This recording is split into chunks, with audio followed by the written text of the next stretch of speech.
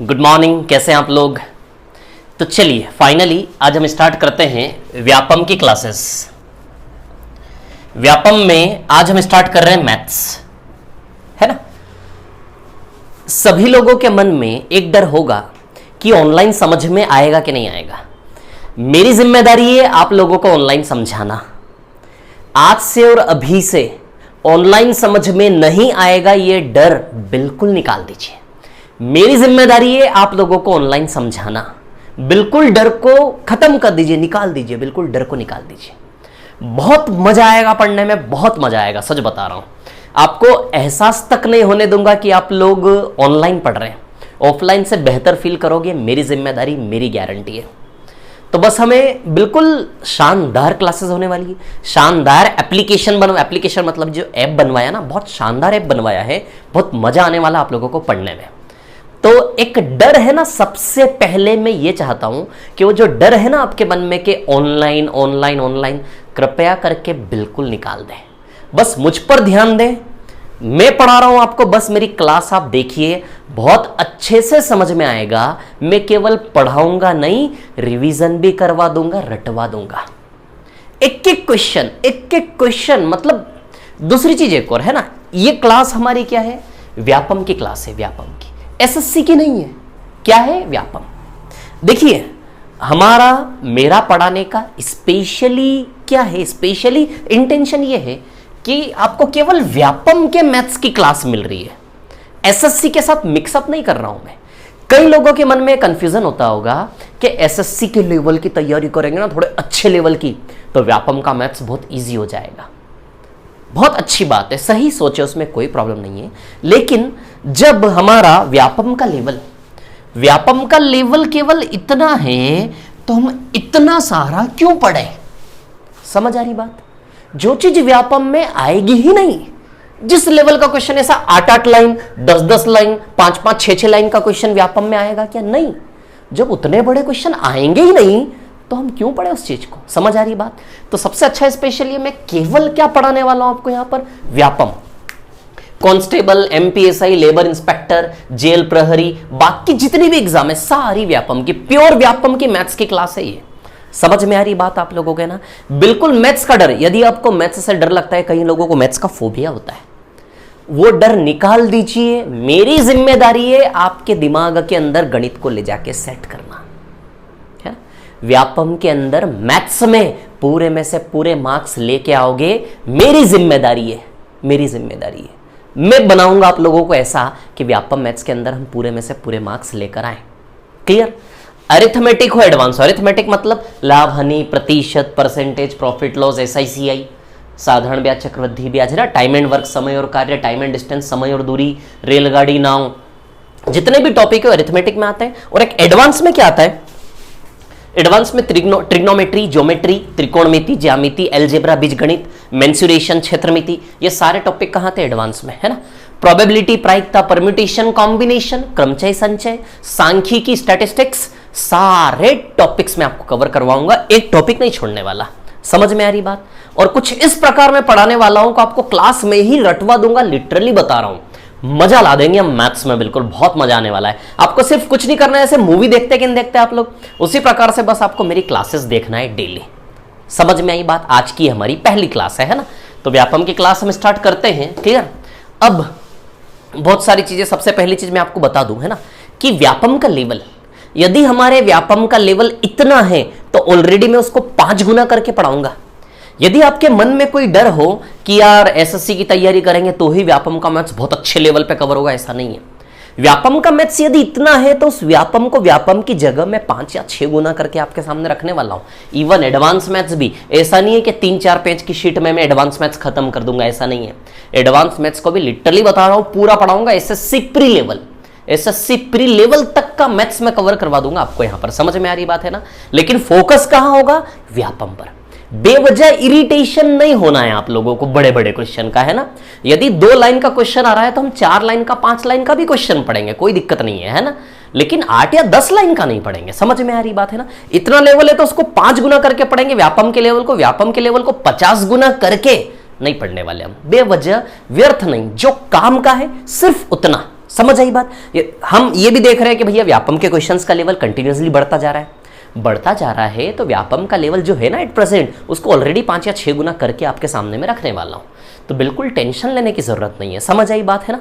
तो चलिए स्टार्ट करें, और कुछ चीजें बाकी, दूसरा एक और है ना, द मोस्ट इंपॉर्टेंट, सिर्फ मजा आ रहा है क्लास में उसके लिए हम नहीं पढ़ रहे हैं ना, सिर्फ मजा आ रहा है क्लास में उसके लिए हम नहीं पढ़ रहे हैं, यहां पर हम रिजल्ट बनाने के लिए पढ़ रहे हैं। ये उद्देश्य, ये विजन अपने दिमाग में आप लेकर चलें कि आप लोग यहां रिजल्ट बनाने के लिए पढ़ रहे हो।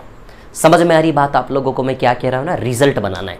अब रिजल्ट बनाने के लिए कैसे पढ़ा जाए, है ना, रिजल्ट बनाने के लिए कैसे पढ़ा जाए, तो अब सुन लेना मेरी बात। मेरा पढ़ाने का तरीका क्या होगा, है ना, मैंने सीआई की पीडीएफ, सीआई की शीट आपको दी है मेरे एप्लीकेशन में। जब अपने बेच को आप ओपन करेंगे ना, है ना, तो उस बेच के अंदर स्टडी मटेरियल नाम का आएगा, नीचे स्क्रॉल करेंगे ना, बेच को ओपन करेंगे, बेच को ओपन करने के बाद फिर स्टडी मटेरियल के नाम से वहां पर आएगा, है ना। स्टडी मटेरियल में आप देखेंगे मैंने आपको शीट दी हुई है पीडीएफ। पहला टॉपिक हमारा सीआई है, चक्रवृद्धि ब्याज है ना।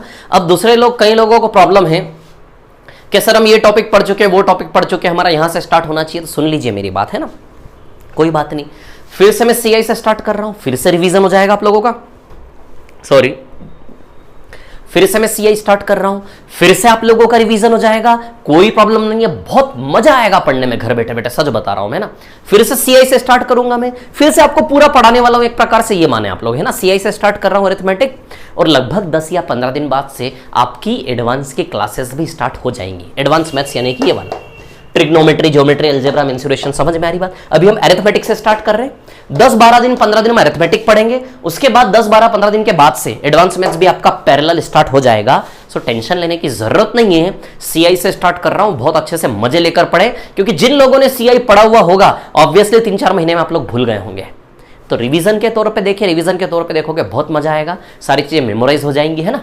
तो चलिए स्टार्ट करें, हम चक्रवृद्धि ब्याज सीआई से स्टार्ट करते हैं ना। लेकिन उसके पहले एक और चीज बता दूं, मैं अभी जिक्र कर रहा था कि हमें रिजल्ट के लिए पढ़ना है। किसके लिए पढ़ना है? हमें रिजल्ट के लिए पढ़ना है। तो रिजल्ट के लिए पढ़ने का तरीका क्या है? जो भी मैंने पीडीएफ या शीट आपको दी है ना स्टडी मटेरियल में, स्टडी मटेरियल जब आप अपने बेच को खोलेंगे, बेच को खोलने के बाद वहां थोड़ा सा नीचे जाएंगे, स्टडी मटेरियल नाम का ऑप्शन आएगा। स्टडी मटेरियल में आपको सीआई की शीट मिलेगी और आंसर शीट भी मिलेगी। समझ आई बात है ना? सीआई की शीट के पीछे आंसर शीट लगी हुई है, अटैच्ड है ना।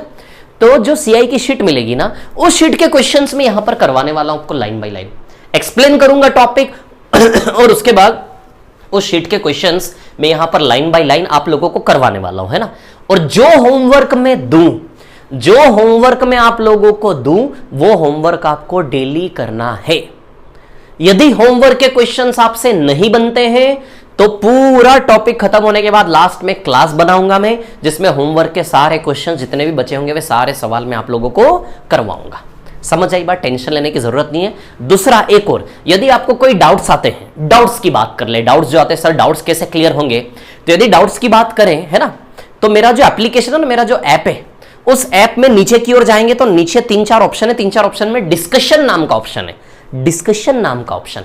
डिस्कशन नाम के ऑप्शन पे जब आप क्लिक करेंगे, है ना, तो क्लिक करने के बाद वहां पर अपने डाउट का फोटो लेकर अपलोड कर दीजिए, है ना। जब डिस्कशन पे क्लिक करेंगे तो बोलेगा अपलोड इमेज, है ना, अपलोड करो अपने डाउट को। अपलोड पे क्लिक करोगे तो वहां से फिर फोटो ले लेना अपने डाउट का, और फोटो लेने के बाद उसको वहां पर सेंड कर देना, है ना।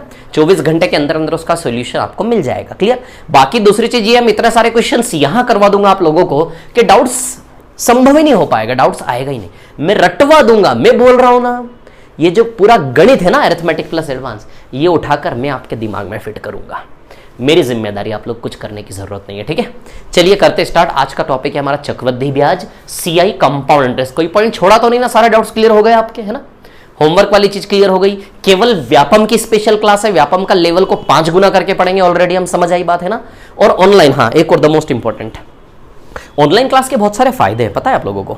ऑनलाइन क्लास का एक फायदा यह है कि आप इस क्लास को डबल डबल देख सकते हो। समझ आ रही बात है ना? इस क्लास को आप डबल डबल रिपीट करके देख सकते हैं, बहुत बड़ा फायदा है। मैंने इस क्लास को 2 बार देखने का एक्सेस आपको दिया है। इस क्लास को आप 2 बार देख सकते हैं। 2 बार देखने का मतलब क्या हुआ ये सुन लो आप पहले। जैसे ये क्लास 1 घंटे की हुई, ध्यान देना है ना, जैसे क्लास आपकी 1 घंटे की हुई 60 मिनट की, ध्यान दीजिएगा एक एक बात में क्या कह रहा हूं। जैसे क्लास आपकी 1 घंटे की हुई 60 मिनट की, तो मैं आपको 2 बार देखने का एक्सेस दूंगा। इसका मतलब क्या हुआ कि 60 मिनट की क्लास को आप 120 मिनट देख सकते हो। कितने मिनट? 120 मिनट आप देख सकते हैं। 2 बार देखने का मतलब ये 120 मिनट यदि आपने स्टार्टिंग किया, स्टार्टिंग का 10 मिनट देखा और उसी 10 मिनट को 60 मिनट तक गए ही नहीं, स्टार्टिंग के 10 मिनट को ही यदि आपने 10 मिनट बार बार रिपीट कर करके उसी स्टार्टिंग के 10 मिनट के क्लास को रिपीट कर करके यदि 12 बार देख लिया तो 12 गुणा 10 120 मिनट वहीं कवर हो जाएगा। समझ में आई आपको बात मैंने क्या कहा है ना? तो 2 बार एक्सेस का मतलब 60 मिनट की क्लास है तो 60 दूनी 120 मिनट आपको देखने का मिलेगा। ये 120 मिनट कैसे खर्च करना है आपको रिपीट कर करके ये आपको देखना पड़ेगा। समझ आई बात? क्लियर है ना? तो एक ही चीज को आप कितनी बार देख सकते हो? 2 बार। क्लियर? यदि 5 मिनट की क्लास को आपने बार बार रिपीट कर करके 24 बार देख लिया तो 24 पंजे 120 मिनट, वो 5 मिनट की क्लास में 120 मिनट आपका पूरा हो जाएगा, है ना? तो सीधी सी बात है, हम 5 मिनट की क्लास को 24 बार तो देखेंगे नहीं, है ना? उसको स्क्रॉल करके दूसरी बार बस देखेंगे, तीसरी बार भी देखने की जरूरत नहीं पड़ेगी। आप नोट्स बना सकते हैं, जैसा करना है वैसा कर सकते हैं। समझ आई बात? क्लियर है इतनी सी, है ना? तो कोई टेंशन नहीं है ना? जब आप ऑफलाइन पढ़ रहे होते हैं ना, ऑफलाइन पढ़ रहे होते हैं तो उसमें होता क्या है ऑफलाइन में कि बोलना पड़ता है, सर रिपीट कर दीजिए। यहां बोलना नहीं पड़ेगा, कर्सर को पीछे ले जाके रिपीट करके देख लीजिए क्लास को, कोई प्रॉब्लम नहीं, ये सुविधा रहेगी। जब क्लास में डाउट आता है हम क्या बोलते हैं? सर फिर से समझा दो, सर रिपीट कर दो। व्यापम में तो हमारा बहुत फेमस डायलॉग है, सर रिपीट कर दो। पीछे से चुपके से छुप के कोई इंसान बोलता है सर रिपीट कर दो। कैसा लगता है टीचर को? पता है आप लोगों को, इतनी मेहनत करके जी जान लगा के उस चीज को समझाओ, पसीना पसीना हो जाए टीचर, और फिर लास्ट में नीचे से पीछे से कोई बोलता है धीमे से कि सर रिपीट कर, शक्ल नहीं दिखाता वो बोलता सर रिपीट कर दीजिए। जैसे ही टीचर सुनता है रिपीट कर दीजिए, कितना बुरा लगता है पता है आप लोगों को? कितना गुस्सा आता होगा। लेकिन ये टेंशन आपको यहाँ नहीं है, क्लास को आप 2 बार रिपीट करके देख सकते हैं, कोई दिक्कत नहीं, है ना? समझ आई बात? तो चलिए स्टार्ट करते हैं क्लासेस, है ना? आता हूं मैं, और कोई पॉइंट तो छोड़ा नहीं ना मैंने, सारे डाउट्स क्लियर हो गए, है ना? सीआई से स्टार्ट कर रहे हैं, बहुत शानदार, बहुत मजा आने वाला है। अरिथमेटिक एडवांस दोनों पढ़ेंगे, व्यापम की सारी एग्जाम के लिए पढ़ेंगे, है ना? रटवा दूंगा मैं आपको। चलो देखो व्यापम,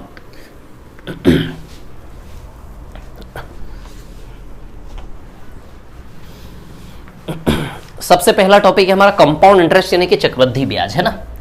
1 घंटे की क्लास मिलेगी रेगुलर आपको, है ना? चलिए देखिए,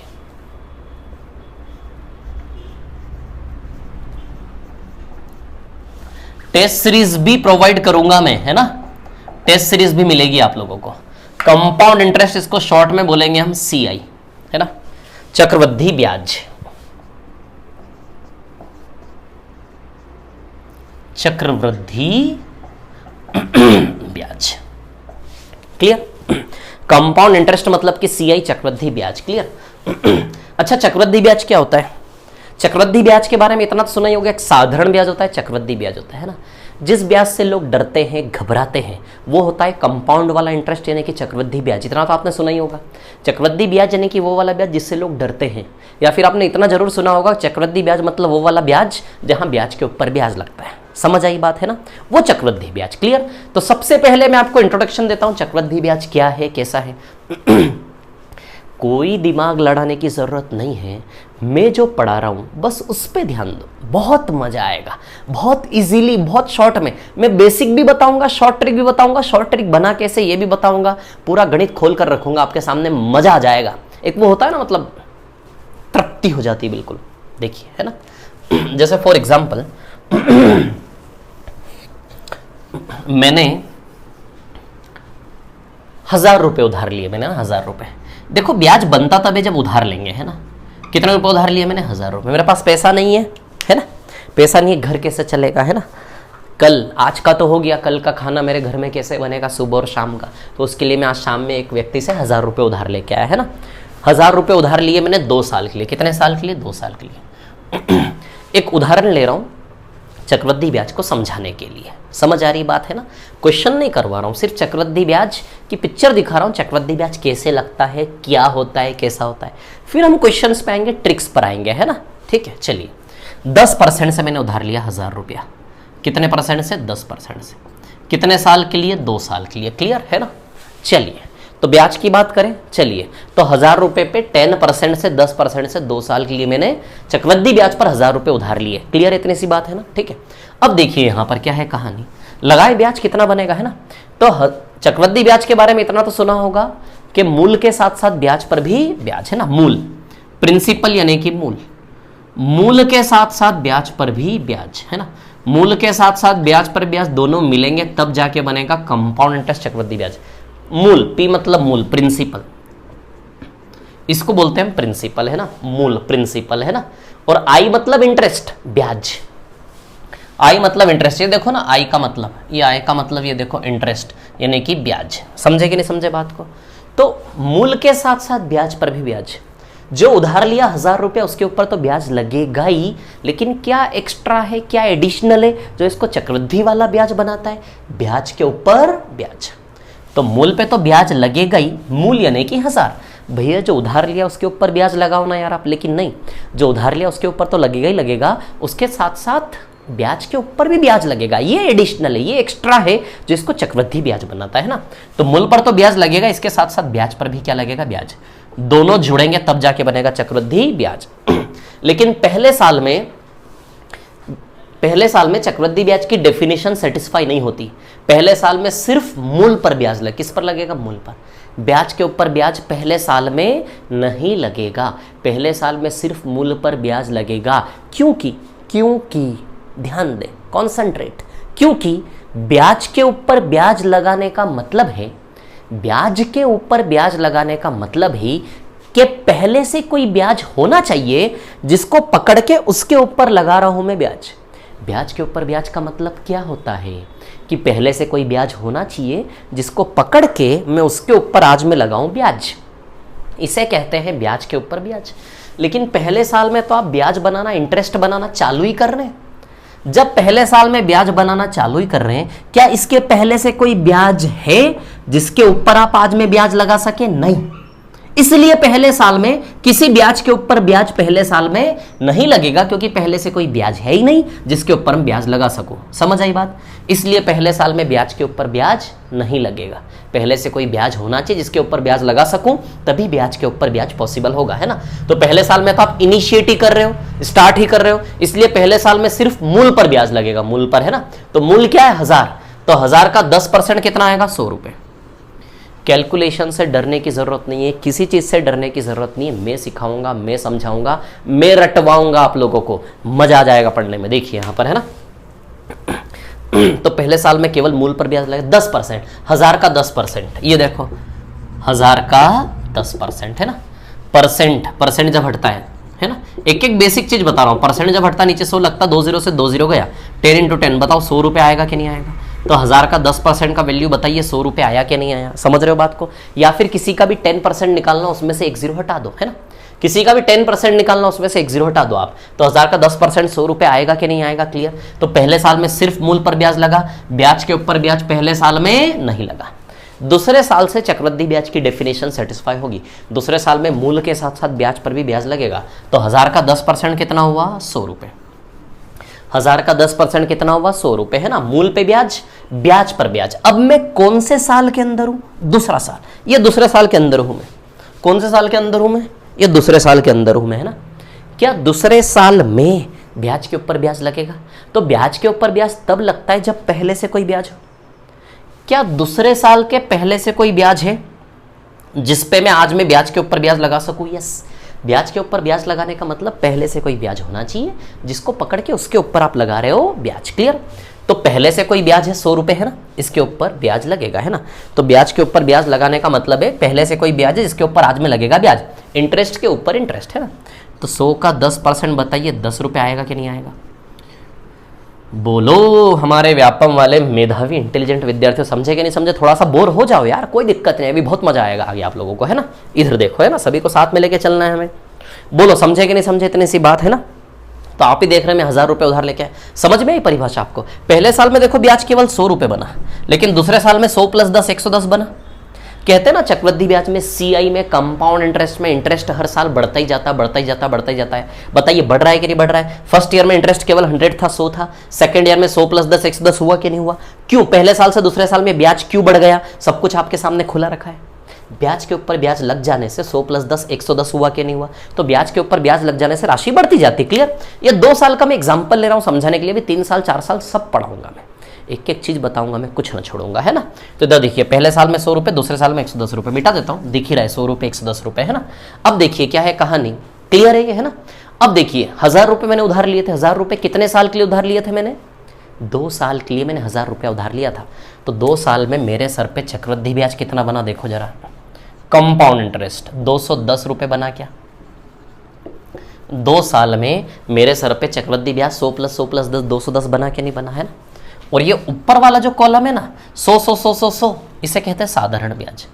बताओ साधारण ब्याज यहाँ का 200 रुपए है क्या, बोलो समझे क्या इतनी सी बात आप लोग, है ना। साधारण ब्याज कितना है, 100 प्लस 100 200 रुपए है कि नहीं है, क्लियर इतनी सी बात है ना। चक्रवृद्धि ब्याज 210 रुपए, बिल्कुल डरना नहीं है मैथ्स से, है ना। मुझ पे छोड़ दो आप तो बस पिक्चर देखो बैठे बैठे, है ना। चक्रवृद्धि ब्याज 210 रुपए, साधारण ब्याज कितना है 200 रुपए, क्लियर है ना। साधारण ब्याज यानी कि जो हर साल एक जैसा है, ऊपर वाला जो पंक्ति होगा ना, ऊपर वाला रो जो होगा, ये ऊपर वाला रो क्या बताएगा, साधारण ब्याज, क्लियर है ना।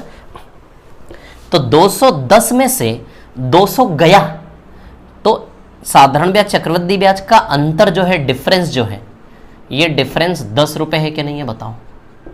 साधारण ब्याज डिफरेंस है ना, डिफरेंस अंतर, इसको डी से डिनोट करूंगा मैं ना, डिफरेंस को डी से, डी लिख देता हूं, डी यानी कि डिफरेंस, चक्रवृद्धि ब्याज साधारण ब्याज का अंतर।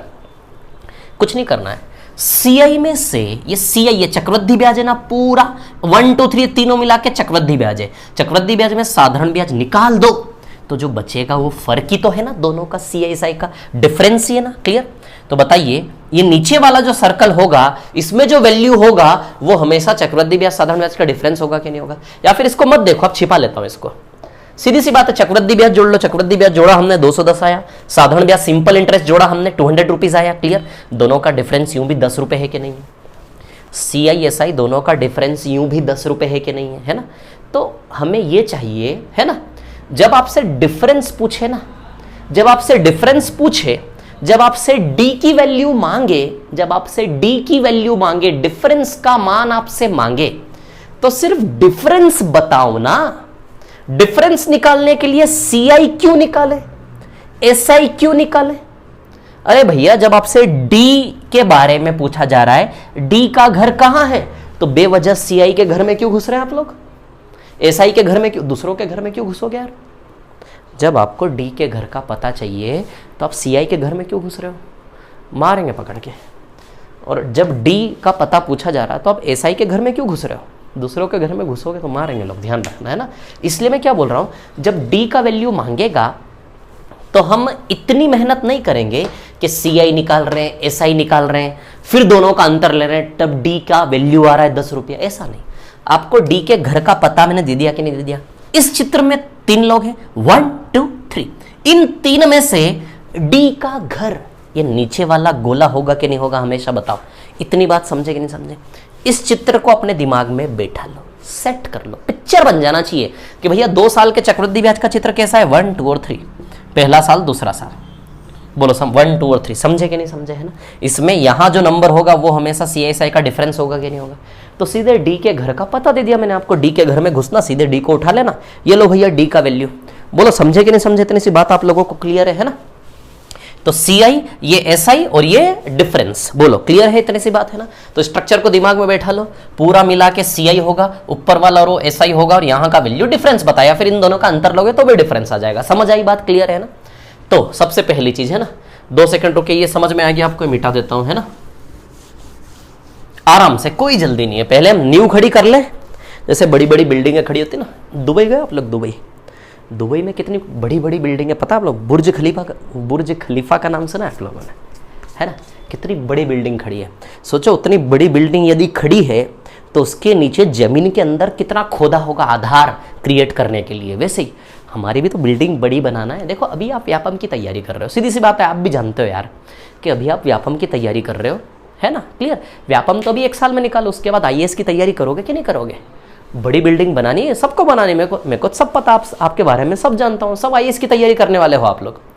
वो तो अभी टाइम खराब है इसलिए व्यापम के चक्कर में पड़ रहे हो। अभी 5-6 महीने व्यापम निकाल लोगे, फिर आईएएस की तैयारी करोगे, है ना। तो इधर देखो आप लोग, है ना, आईएएस की तैयारी करना कि नहीं करना, इधर देखो। चलो बातें कम काम ज़्यादा, अब सुनिए मेरी बात, है ना। ये स्ट्रक्चर समझ में आ गया, सीआई क्या है, एसआई क्या है, डी क्या है, क्लियर, इतनी सी बात है ना। एक और चीज, अब द मोस्ट इंपॉर्टेंट, है ना, एक और होता है अमाउंट। अमाउंट यानी कि मिश्रधन। अमाउंट बोलते हैं मिश्र धन को, है ना, मिश्र धन, अमाउंट यानी कि मिश्र धन, क्लियर है ना, मिश्र धन है ना। अच्छा, उधार कितना लिया था आपने? 1000 रुपया उधार लिया था प्लस चक्रवृद्धि ब्याज, है ना। मैंने बताया था ना आपको, मैंने 1000 रुपया उधार लिया, 1000 रुपए के ऊपर 2 साल का चक्रवृद्धि ब्याज, बताओ 210 रुपया बना के नहीं बना? तो 1000 प्लस 210 है ना। मैंने 1000 रुपया उधार लिया और 1000 रुपए के ऊपर 2 साल का चक्रवृद्धि ब्याज मेरा 210 रुपया बना के नहीं बना? दिख रहा होगा सभी लोगों को, है ना। तो 1000 प्लस 210 टोटल चुकाना कितना मेरे को? 1210। ये 1210 क्या होता है? मिश्र धन, है ना। मूल प्लस ब्याज दोनों को जोड़ेंगे तब जाके बनेगा मिश्र धन, है ना। बोलो समझे इतने सी बात आप लोग, है ना। तो कहने का मतलब अमाउंट यानी कि क्या होता है? ए मतलब अमाउंट होता है यानी कि मिश्र धन, है ना। मिश्र धन यानी कि सब मिला के उधार कितना लिया था? 1000, और 1000 के साथ ब्याज कितना दे रहे हो आप? 210। तो 1000 प्लस 210 बताइए मिश्र धन 1210 होगा कि नहीं होगा? क्लियर इतनी सी बात। तो कहने का मतलब ये है कि सारी कहानी 5 लोगों की है। मैं नाम लिख देता हूं साइड में, है ना, यहां पर 2 सेकंड रुकिए जरा। ये तो आप समझ ही गए, है ना, कि मूल के साथ साथ ब्याज, ये मिटा देते हो, जो डेफिनेशन है इसका। अब देखिए थोड़ा सा बेसिक बात, पी का मतलब प्रिंसिपल, है ना। पी का मतलब प्रिंसिपल, प्रिंसिपल यानी कि होता है मूलधन, है ना। मूलधन को हम डिनोट करेंगे पी से। किससे डिनोट करेंगे? पी से। और हमारी इस दुनिया का मूल पैसा, मूलधन, उधाई कितनी? 1000 रुपए, है ना। तो इस कहानी का मूल कितना है हमारा? 1000 रुपए, क्लियर। एक होता है रेट, रेट यानी कि दर, इसको हम आर से डिनोट करेंगे। ब्याज दर, इस दुनिया का ब्याज दर बताइए 10% है क्या हमारा? कितना है? 10%, क्लियर। टाइम यानी कि समय हो जाएगा, टाइम 2 साल है, 2 साल की उधारी है ना, 2 साल। मैंने एक एग्जांपल दिया आप लोगों को, है ना। टाइम यानी कि समय, समय कितना है आपका? 2 साल, 2 ईयर्स, है ना।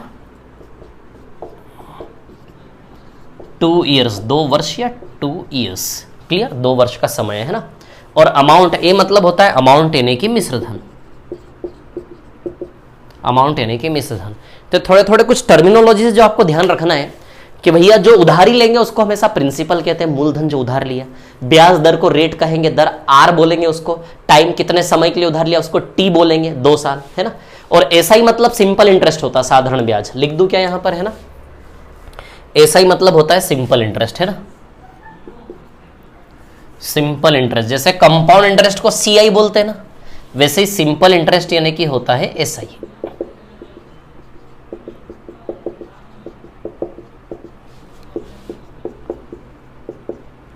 साधारण ब्याज, साधारण ब्याज, सिंपल इंटरेस्ट यानी कि एसआई, क्लियर। जैसे एसआई था ना, सिंपल इंटरेस्ट होता है, ये साधारण ब्याज, समझ गए। सीआई मतलब कंपाउंड इंटरेस्ट, चक्रवृद्धि ब्याज। डी मतलब डिफरेंस, डी मतलब सीआई माइनस एसआई, है ना। डी मतलब डिफरेंस, सीआई माइनस एसआई, चक्रवृद्धि ब्याज, साधारण ब्याज का अंतर। और ए मतलब अमाउंट, मिश्र धन। मिश्र धन यानी कि ब्याज सहित चुकाओगे कितना टोटल?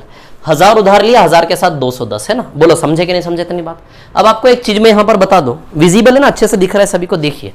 अब एक चीज मैं आपको यहां पर बताना चाहता हूं, ऐसा है कि सबसे पहले तो मैंने आपको क्या दिखाना चाहा यहां पर, ये स्ट्रक्चर है ना, कि सीआई कौन है, एसआई कौन है, डिफरेंस कौन है, ये सारी चीजें, है ना। थोड़ा सा 5 मिनट पेशेंस रखे, थोड़ा सा बेसिक क्लियर कर ले, फिर हम आगे बढ़ेंगे, है ना, ठीक है। अब इसमें द मोस्ट इंपॉर्टेंट, पूरा का पूरा चक्रवृद्धि ब्याज 5 चीजों पर चलता है। कौन सी 5 चीजें? देखिए मैं आप लोगों को बताता हूं। वो 5 चीजें कुछ इस प्रकार है कि, अच्छा कंपाउंड इंटरेस्ट जो लिखा है ऊपर उसको तो मिटा देता हूं ना, मैं समझ गए ना, चक्रवृद्धि ब्याज ही पढ़ रहे हैं हम, है ना। अब देखिए कहानी क्या है, 5 लोगों की दुनिया है पूरा चक्रवृद्धि ब्याज टॉपिक। कौन 5 लोग? पी प्रिंसिपल, पी के बाद एसआई, एक पी है ना, एक एसआई है, एसआई, एसआई है ना, एक डी है ना, एक सीआई है, और एक अमाउंट है, मिश्र धन। ये सीआई खत्म हो गया आपका। चक्रवृद्धि ब्याज में ये 5 लोग होंगे, पी, एसआई, डी, सीआई और ए। सबसे पहला मेरा कंसर्न ये है कि इन पांचों लोगों को आप पहचान गए इस पिक्चर में कौन क्या क्या है। पी मतलब प्रिंसिपल, जो उधारी लेते हो उसे मूल पैसा, प्रिंसिपल मूलधन कहते हैं। एसआई मतलब साधारण ब्याज। दिख रहा है कौन है एसआई? एसआई की पहचान हो गई यहां पर, कौन होगा एसआई? डी पहचान गए, डी कौन होगा? सीआई माइनस एसआई, चक्रवृद्धि ब्याज। डी कौन होगा इस चित्र में? आप डी को पहचान गए, तीसरे मेंबर को। चौथा मेंबर चक्रवृद्धि ब्याज, पहचान गए चक्रवृद्धि ब्याज कौन होता है? पूरा का पूरा कलेक्शन चक्रवृद्धि ब्याज होता है, 100 110 210 चक्रवृद्धि ब्याज है ना। और ए को समझ गए, अमाउंट यानी कि क्या होता है? मिश्रधन। समझ आई बात? तो चक्रवृद्धि ब्याज की जो दुनिया है हमारी पूरी, वो किसके ऊपर डिपेंड है? इन 5 मेंबर पर। इन 5 लोगों से बाहर चक्रवृद्धि ब्याज में कुछ भी नहीं है, बस इन्हीं पे टॉपिक खत्म होगा। समझ में आई बात? सवाल कैसे बनेंगे? इनमें से कोई एक दिया होगा, कोई एक निकालना होगा, कोई एक दिया होगा, कोई एक निकालना होगा। इसकी बात बाद में करेंगे, छोड़िए। अभी सिर्फ मेरा इतना सा कंसर्न है आपको दिखाने का कि एक तो आपको ये 2 साल का स्ट्रक्चर बनाना आ गया। 2 साल के स्ट्रक्चर में से एसआई कौन है, डी कौन है, सीआई कौन है और अमाउंट कौन है, निकालना सीख गए 4 लोग आप, है ना। और पी किसे कहते हैं समझ गए कि नहीं समझ गए? 1 2 3 4 और 5, ये 5 मेंबर आपके सामने रखने थे मेरे को। समझ आई बात? क्लियर है ना। तो 1000 रुपए के ऊपर जैसे हमने स्ट्रक्चर बनाया, वैसे एक और स्ट्रक्चर दूसरी राशि के ऊपर बनाया था, समझ में आ जाएगा आपको, है ना। आराम से इस क्लास को रोक के भी आप देख सकते हैं। क्लास को रोक लो वहां पर, जैसे जब वीडियो चलता है हमारे पास तो वीडियो हम क्लिक करके रोकते कि नहीं रोकते, रोकने के बाद फिर देख लेते हैं उसको पूरा आराम से और लिख लेते हैं, वैसे इसको रोक लो, पॉज कर दो, समझ आई बात, और आराम से लिख लो। समझ आई है ना, कोई इजी, बिल्कुल रिपीट करके भी देख सकते हो। 2 बार एक्सेस दिया मैंने आपको देखने का, है ना। चलिए अब देखिए यहां पर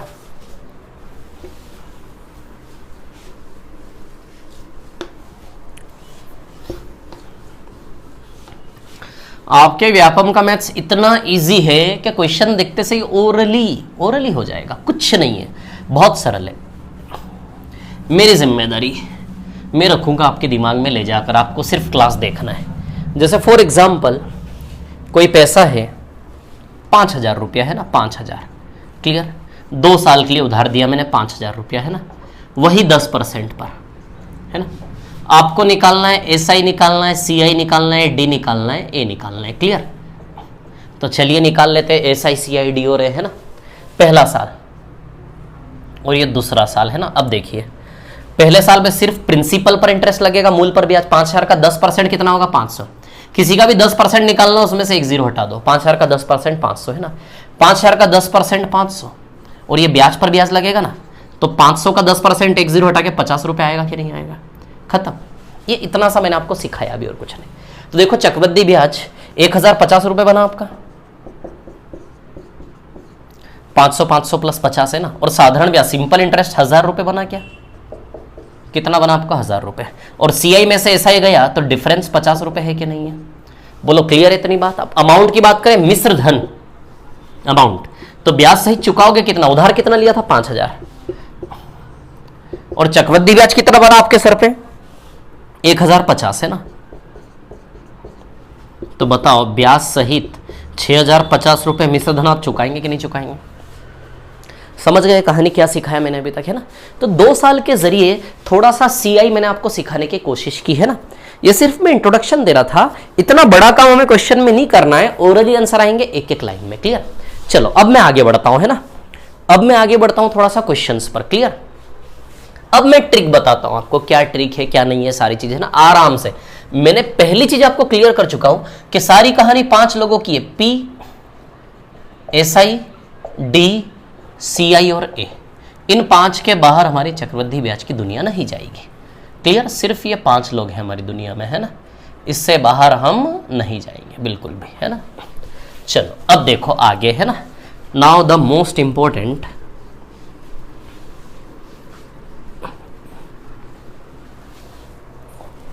जैसे एक क्वेश्चन आया हमारे सामने, है ना। क्या क्वेश्चन आया? टाइम 2 ईयर्स है, 2 ईयर्स, है ना। जैसे रेट आपको दिया है 10%, 10% ले लेता हूं ना, है ना। 10% नहीं है, चलो 12.5% लेते हैं। रेट है 12.5%, है ना। डिफरेंस आपको दिया है 10 रुपये, आपको निकालना है प्रिंसिपल। आप समझे कि नहीं समझे? टाइम 2 साल, यानी कि 2 साल के लिए आपने कोई उधार लिया। देखिए ब्याज की दुनिया में जो क्वेश्चन बनेगा ना, ब्याज बनता ही तब है जब उधारी होती है ना। तो चक्रवृद्धि ब्याज की दुनिया में कोई भी सवाल आ जाए, प्रैक्टिकली पैसा उधार तो दिया गया होगा या फिर लिया गया होगा। बिना पैसा उधार लिए दिए चक्रवृद्धि ब्याज की दुनिया तो बनती ही नहीं है, क्रिएट ही नहीं होती है ना। तो वही दुनिया है कि 2 साल के लिए आपने कोई पैसा उधार लिया होगा, ये सवाल है। बताऊंगा इस सवाल की कहानी, कैसी लैंग्वेज में आएगा वही बताऊंगा मैं आपको, थोड़ा सा पेशेंस रखे ना। ये सवाल है, टाइम कितना है 2 साल, रेट यानी कि दर, अभी बताया था हमने, रेट यानी कि ब्याज दर 12.5% की दर से आपने 2 साल के लिए उधार लिया। जो भी उधार लिया होगा धन, उस उधारी पर 2 साल का डी कितना आया 10 रुपए। डी यानी कि चक्रवृद्धि ब्याज साधारण ब्याज का अंतर। डी यानी कि क्या होता है, डिफरेंस, यानी कि चक्रवृद्धि ब्याज साधारण ब्याज का अंतर है ना। तो चक्रवृद्धि ब्याज साधारण ब्याज का अंतर कितना दिया 10 रुपए, और आपसे क्या मांगा है, प्रिंसिपल है ना। अब देखिए यहां पर कहानी क्या है, सुनिए। ऐसा है कि टाइम है 2 साल, रेट है 12.5% है ना, और डिफरेंस कितना है 10 रुपए, आपको क्या निकालना है, प्रिंसिपल है ना। तो अब एक चीज आप यहां से ध्यान रखना कि सवाल कैसे बनेगा, सवाल कैसे बनेगा। ये 5 मेंबर देख रहे हो आप लोग, इसको हटा देता हूं। ये 5 मेंबर देख रहे हो चक्रवृद्धि ब्याज में, ध्यान देना मैं क्या बता रहा हूं, है ना, मैं क्या बता रहा हूं, ध्यान दीजिएगा। सवाल कैसे बनेगा, ये 5 लोग हैं ना, इन 5 में से किसी एक का वैल्यू दिया जाएगा और कोई एक आपसे पूछा जाएगा। इन 5 में से किसी एक का वैल्यू आपको दिया जाएगा, किसी एक का वैल्यू आपसे पूछा जाएगा। जैसे इस क्वेश्चन में देखिए, इस क्वेश्चन में डी और पी है ना, डी और पी, यहां से किन 2 को लिया, डी को और पी को, इन दोनों को लिया है ना, पी को लिया, डी को लिया। ये देखो है ना, डी का वैल्यू दिया है, पी का वैल्यू आपसे निकालने को बोला है, फाइंड करने को बोला है। समझ आई बात। तो मैं क्या बता रहा हूं, सवाल कैसे बनेगा, इन 5 में से किसी एक का वैल्यू आपको दिया जाएगा और किसी एक का वैल्यू आपको निकालने को बोलेगा। समझ आई बात है ना।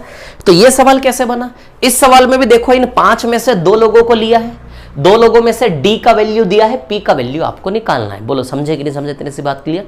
तो सबसे पहला पॉइंट ये समझे कि सवाल कैसे बनेगा। हो सकता है साधारण ब्याज दे दे, चक्रवृद्धि ब्याज निकालने को बोले, हो सकता है मिश्र धन दे दे, चक्रवृद्धि ब्याज निकालने को बोले। मतलब बहुत सारे वैरायटी ऑफ क्वेश्चंस इन्हीं 5 लोगों से बनने वाले हैं चक्रवृद्धि ब्याज में। समझ आई बात आपको। अभी सिर्फ हम इन 5 में से किन 2 को सेट करेंगे, पी और डी को। इन 5 में से सबसे इंपॉर्टेंट है पी और डी के क्वेश्चन। समझ आई बात। तो सबसे पहले हम बात करेंगे पी और डी के क्वेश्चन की। क्लियर। सबसे पहले अब स्टार्ट करने से पहले थोड़ा सा कुछ मैं आपको सिखाना चाहता हूं। जैसे फॉर एग्जाम्पल देखिए, बहुत सारे तरीके हैं ना, बहुत सारे तरीके। इस क्वेश्चन को करने के 4 से 5 तरीके हैं ना। आराम से जो जो मैं बता रहा हूं बस वो आपको सीखना है ना। अब देखिए यहां पर 12.5% का फ्रिक्शन फॉर्म क्या होता है, 1/8 है ना।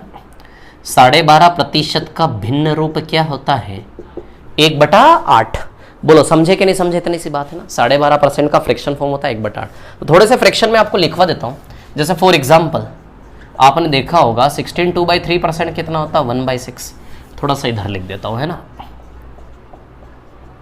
2/3% कितना होता है, 1/6 है ना। 14 2/7% कितना होता है, 1/7। कोई जल्दी नहीं है, कोई जल्दी नहीं है। 12.5% का फ्रैक्शन फॉर्म 1/8। 11 1/9% का फ्रैक्शन फॉर्म 1/9। 9 1/11% का फ्रैक्शन फॉर्म 1/11 है ना।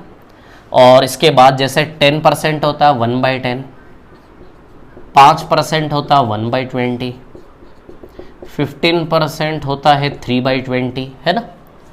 बस इसी प्रकार से और ले 8%, 25% होता है 1/4 है ना। बस बहुत है, इतना ही आपको देखना है अभी है ना। ये क्या किया मैंने, ये कुछ प्रतिशत के फ्रैक्शन फॉर्म मैंने आपके सामने लिख दिए। समझ आई बात। कुछ प्रतिशत के फ्रैक्शन फॉर्म मैंने आपके सामने लिख दिए।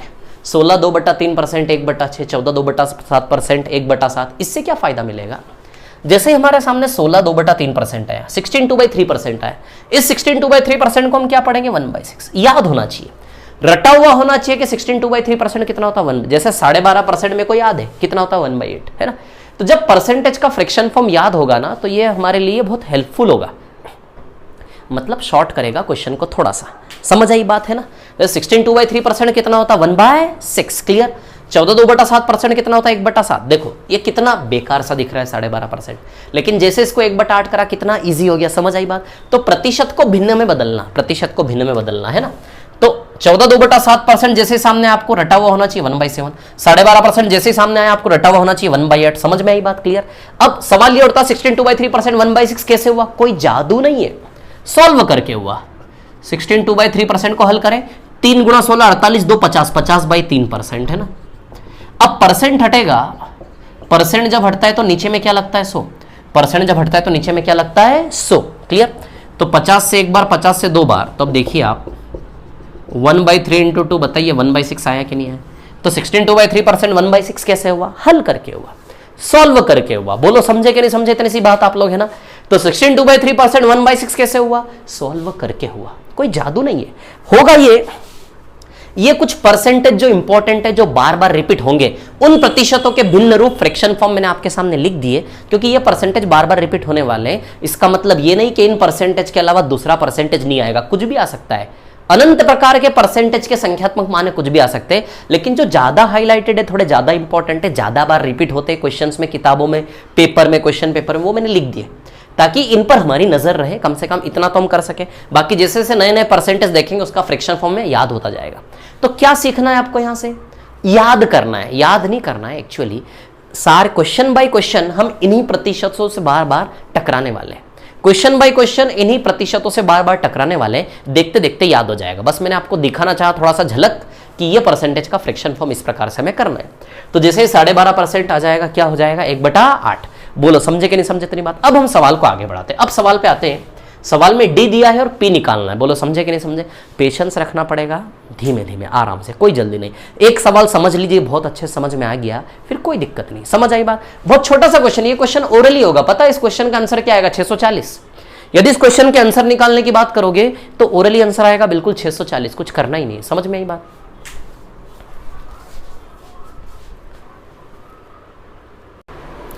हाँ तो देखिए, अब इस क्वेश्चन को हम सॉल्व करते हैं।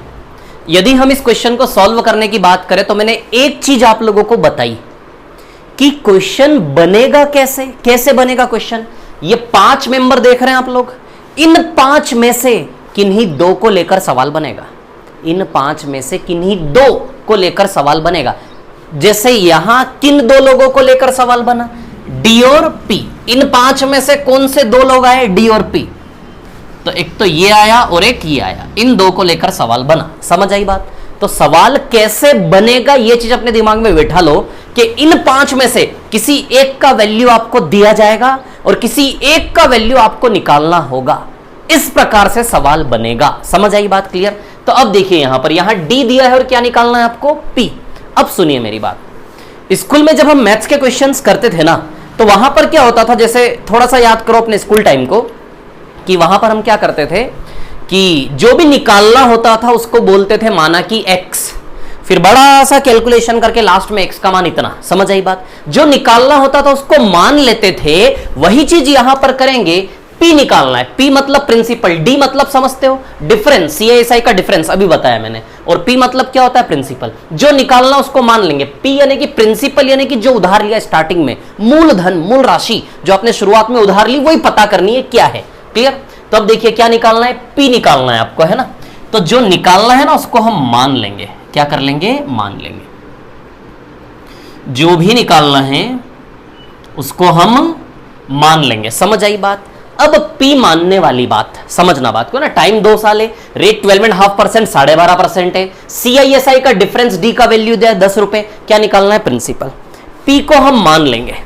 अब सवाल उठता है क्या मान सकते हैं। तो मैं आपको एक चीज बता दूं, पी को आप कुछ भी मान सकते हो।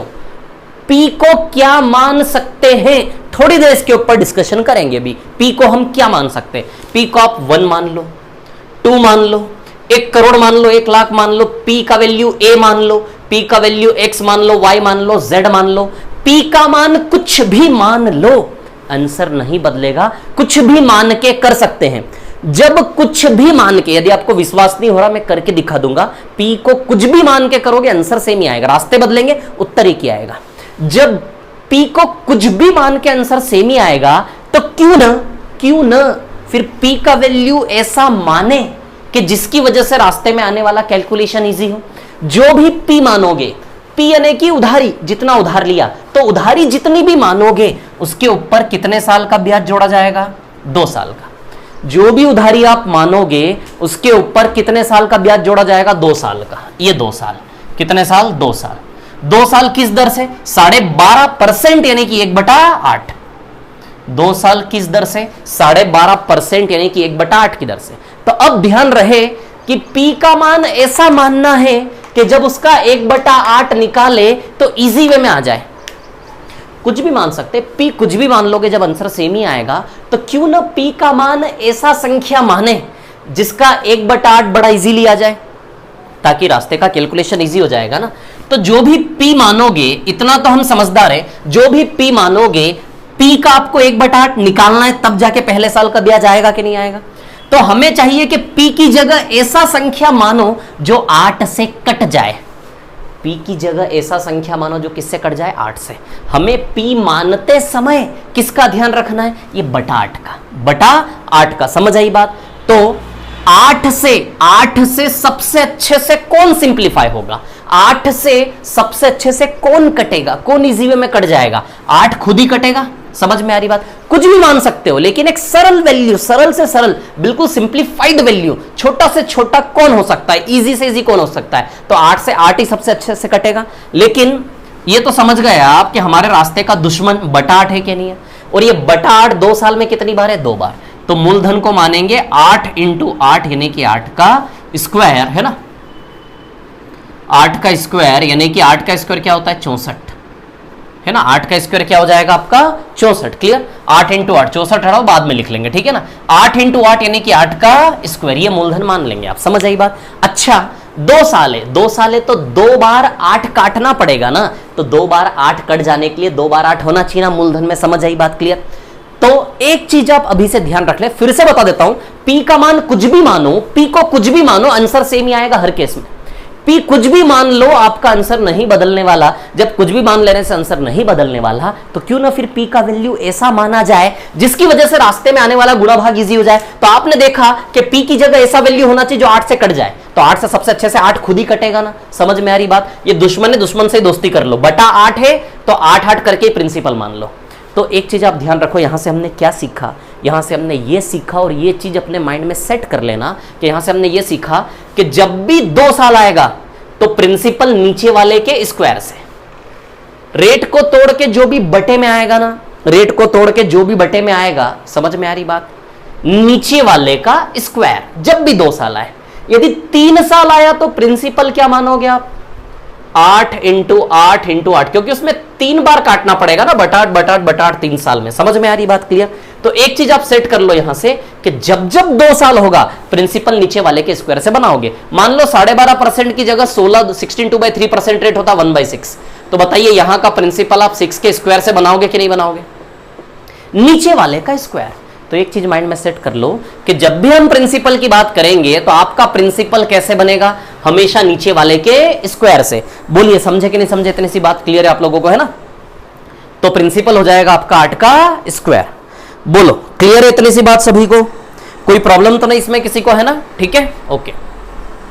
अब चलो, अब आपको 2 साल का चक्रवृद्धि ब्याज तो बनाना आता ही है।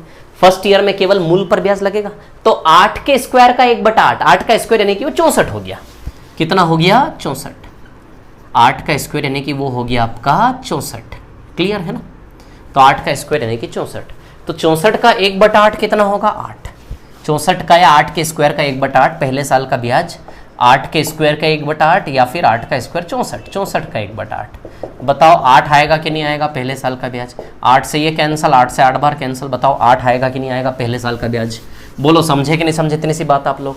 तो फर्स्ट ईयर का ब्याज कितना हुआ? 8 है ना। प्रिंसिपल 64 यूनिट है। क्या है? 64 यूनिट। आप चाहो तो 64x भी मान सकते हो, ये माना है हमने, है ना।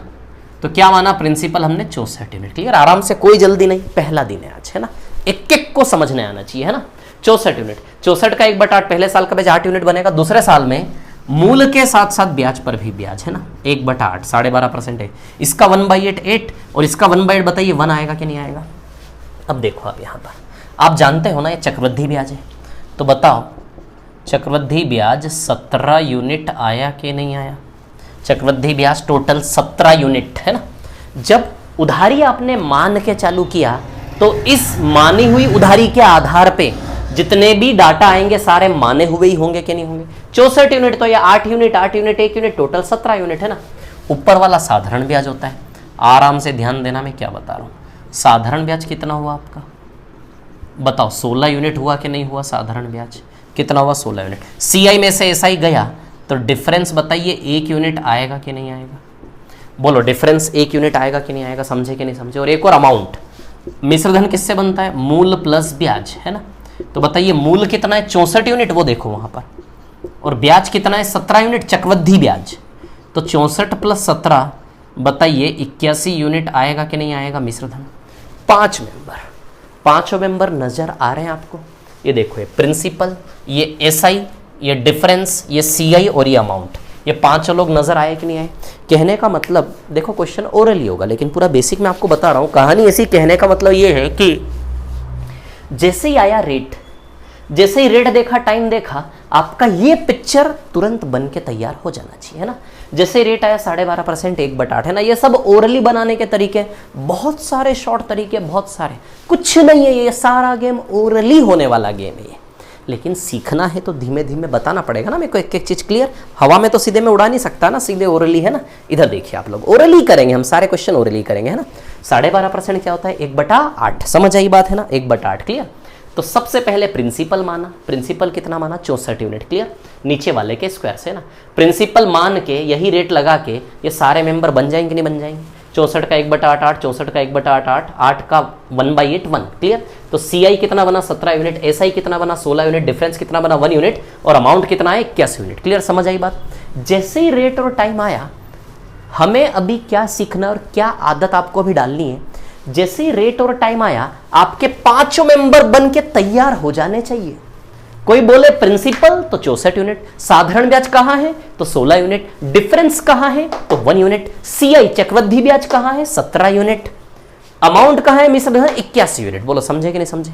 जैसे ही रेट और टाइम आया, आपके 5 मेंबर बन के बिल्कुल तैयार हो जाने चाहिए। समझ में इतनी सी बात? अब सुनो मेरी बात, अब सुनो, अब सवाल के हल पे आते हैं। अब ध्यान रखना, ये आंसर नहीं है 16, ये हमारा माना हुआ है। ये आंसर नहीं है डिफरेंस, ये डिफरेंस नहीं है 1 रुपया, ये 1 यूनिट हमारा माना हुआ है। चक्रवृद्धि ब्याज 17 रुपया नहीं है, 17 यूनिट हमारा माना हुआ है। क्योंकि जब उधारी ही आप मान के स्टार्ट कर रहे हो, जब उधारी ही आप मान कर स्टार्ट कर रहे हैं, तो मानी हुई उधारी के आधार पे जो ब्याज आएंगे वो भी तो माने हुए ही हुए कि नहीं हुए? मानी हुई उधारी से जब स्टार्ट करोगे तो मानी हुई उधारी के आधार पे जो जो भी आएगा वो सब माना हुआ ही हुआ कि नहीं हुआ? तो हमारा माना हुआ उधारी 64 यूनिट है, हमारा माना हुआ साधारण ब्याज 16 यूनिट है, हमारा माना हुआ चक्रवृद्धि ब्याज 17 यूनिट है, हमारा माना हुआ डिफरेंस 1 यूनिट है, हमारा माना हुआ अमाउंट 81 यूनिट है। बोलो समझे कि नहीं समझे? ये सब हमारा माना हुआ है। अब हम अपनी मानी हुई दुनिया का ओरिजिनल दुनिया से रिलेट करेंगे, रिश्ता जोड़ेंगे। हमारी मानी हुई दुनिया का ओरिजिनल दुनिया से हम रिलेट करेंगे। समझ आई बात? ओरिजिनल दुनिया कौन? आपको पता वास्तविक दुनिया क्या है? वास्तविक दुनिया का मतलब होता है पैसा। पैसा, पैसा दिख रहा है इस बोर्ड पे कहीं आपको? पैसा दिख रहा है? ये 10 रुपये, ये 10 रुपये चमक, पैसा देखो, पैसा दूर से चमकता है, पैसा दूर से चमकता, दूर से, है ना। इस बोर्ड पे पैसा दिख रहा है आपको 10 रुपया, डी दिया है, पी निकालना है।